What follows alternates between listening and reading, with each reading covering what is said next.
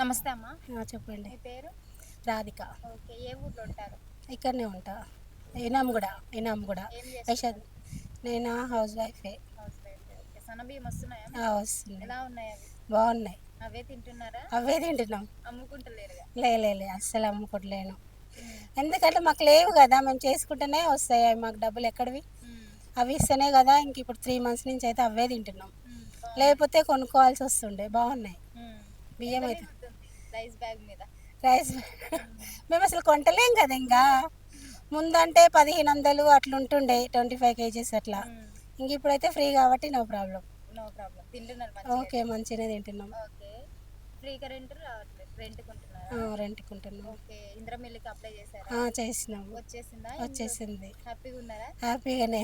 ఎంత bill generate అయింది? ఎంత బిల్ అంటే 1 lakh 1 వచ్చింది. లాక్ వచ్చింది. ఓకే. ఎక్కడ కడుతున్నారు ఇల్లు? ఇక్కడనే ఇప్పుడు నిల్చున్న దగ్గరనే. ఇదే కడుతున్నారు. ఇదే స్టార్ట్ కడుతున్నాం. చేసేసారు అప్పుడే. చేసాం. ఏం చెప్తారు రేవంత్ రెడ్డి గారికి?